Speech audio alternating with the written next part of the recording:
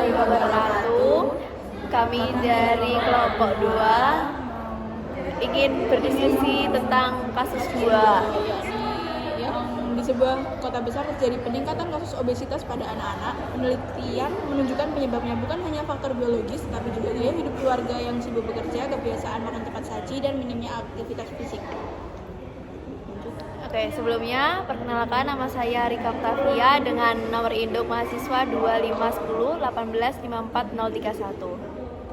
Saya Mutia Paramesti dengan nomor induk mahasiswa 251018540333. Saya Durata Melani Prasetyo dengan NIM 251018544040. Saya Dinda Amalia Putri Martini dengan NIM 2510185409. Saya Abiba Zahra dengan NIM 2410185408. Saya Naila Dinda Sani dengan NIM 2510185403. Oke, jadi kasus 2. Sebutkan faktor sosial, budaya, ekonomi, dan lingkungan yang muncul pada kasus di atas. Kurang aktivitas fisik itu masalah. Pertama, kasus obesitas. Kasus obesitas selain faktor biologis itu kan ada faktor dari yang lain. Sosial, budaya, ekonomi, Faktor sosial dulu wes. faktor sosial. Faktor sosialnya kalau misalnya kita nemu ada orang obesitas gitu, faktor sosialnya apa? Obesitas. Obesitas. Kan biasanya orang obesitas itu kan mager kan.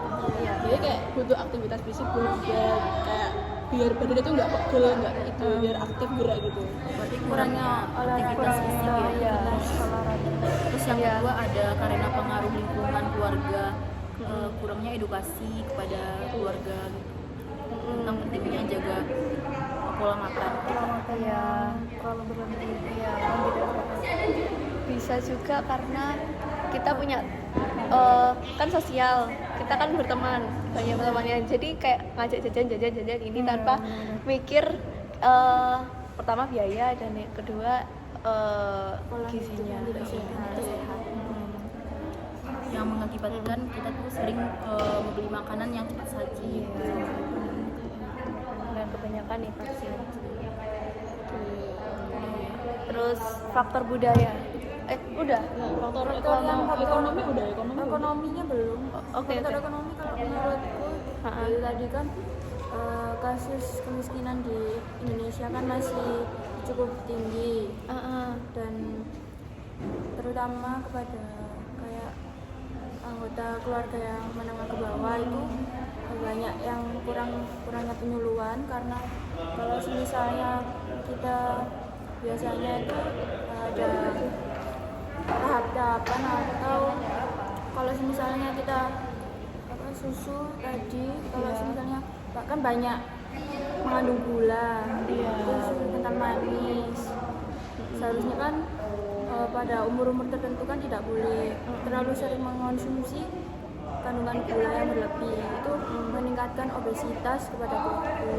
Jadi seharusnya itu bisa dikurangi penggunaan atau susu kemasan. Berarti ekonomi itu mempengaruhi gaya hidup dan kebiasaan seseorang dalam membeli makanan ya. Iya. Jadi faktor atau pengaruh itu kalau ekonomi stabil berarti mereka bisa untuk membeli buah, sayur dan lauk-lauk yang segar, yang sehat. Iya. Terus orang tua juga harus pintar-pintar kayak Mengedukasi. Iya. manajemen masak, Selalu mengingatkan.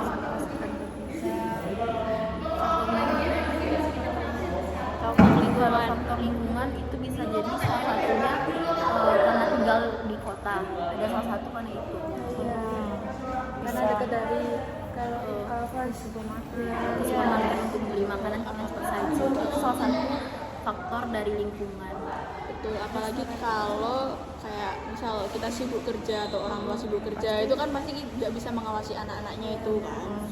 Jadi nanti anaknya makan sembarangan kita nggak Dan tahu. kebiasaan buruk orang Indonesia itu selalu nge-stop makanan cepat saji, terutama kalau misalnya anak-anak yang dibawain bekal ke sekolah itu bawaannya cuma nugget, sosis, atau Mie kayak goreng, mie itu. Sosis tadi tentang kalau males masak pasti gojek. Iya benar-benar itu yang bikin ekonominya juga kayak kurang stabil. Kalau terus perjalanannya juga iya, Yang kalau terus menyebabkan mereka tuh jadinya malas masak.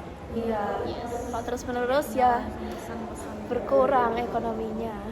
Terus faktor sosial dan budaya yang paling dominan ya itu tadi kurangnya aktivitas ya. Kalau menurutku itu kurangnya aktivitas karena aktivitas itu penting buat gerak tubuh sama kesehatan.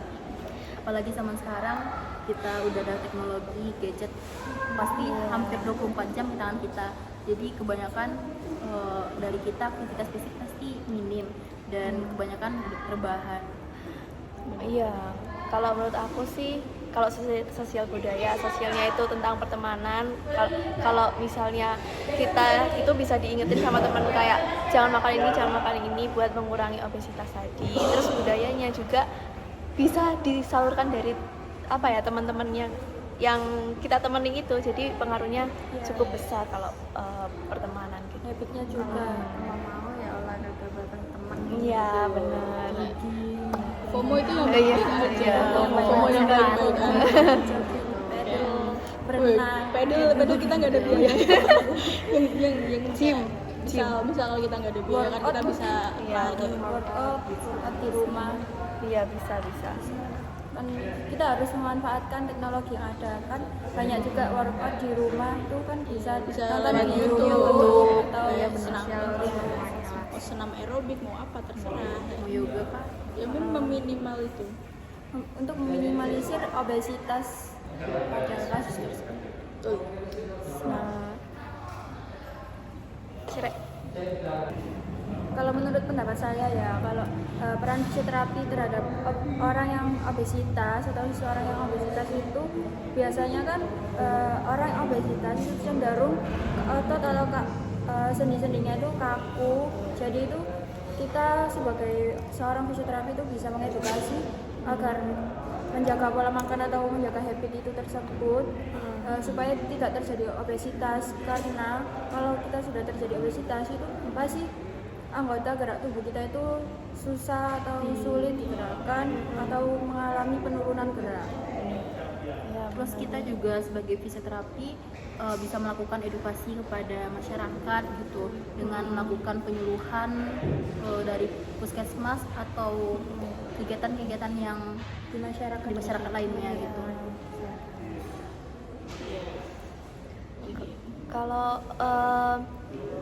kita sebagai fisioterapi nanti itu bisa pertama edukasi tadi itu bisa lewat apalagi medsos itu, apalagi kalau udah di medsos itu bakal banyak ngikutin FOMO tadi kan. Terus habis itu yang kedua kita itu bisa menjadi contoh buat masyarakat, misal kayak kita hidup sehat, tetangganya kita itu bakal mencontoh kita sebagai fisioterapis gitu. Menyalurkan hal-hal yang baik melalui sosialisasi tersebut. Yes. Atau apapun itu. Dan kita juga sebagai fisioterapi bisa melakukan program exercise kepada masyarakat gitu. Ya. Masal. Sekarang masal. Apa sih tadi ulang apa sih resiko dari obesitas tersebut? Nah, jadi ada diabetes, hipertensi, penyakit jantung, dan yang lain-lain. Kemudian fisioterapi juga bisa mengurangi risiko masalah muskuloskeletal, seperti nyeri lutut, kaki rata atau flat foot, skoliosis akibat beban tubuh berat. Nah, dengan adanya fisioterapis tersebut, kita bisa meminimalisir akan terjadinya obesitas. Dan penyakit-penyakit yang lebih ya kak ya. Ya, Bagaimana sih kalau kita sebagai tenaga kesehatan itu agar dapat mengurangi atau meminimalisir tingkat obesitas agar tidak semakin meningkat atau semakin melejit?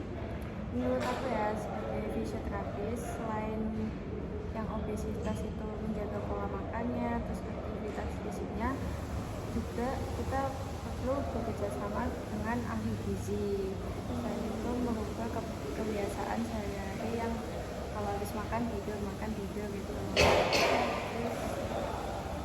nah ahli gizi itu juga bisa mengatur atau menyusun menu seimbang sesuai dengan kebutuhan usia, jenis kelamin, dan tingkat aktivitas pada anak atau remaja dan dewasa atau pada orang tua. Nah dari alasan atau yang disebutkan tadi itu kak, itu tidak kalah penting itu yang nomor satu itu adalah niat untuk memperbaiki diri agar tidak seperti itu terus menerus, atau kesadaran dirinya itu perlu ditingkatkan lagi. Itu sih Yang penting niat sih. ya, yang penting niat sih. Kalau mau Kalau orang itu nggak mau, gitu ya. Kalau dari diri sendiri aja nggak mau, gimana kita bisa sehat? Iya, ingat tujuan awal kita pengen lakuin itu. mewariskan hal-hal yang sehat. Yes. Masya Allah, tabarakallah.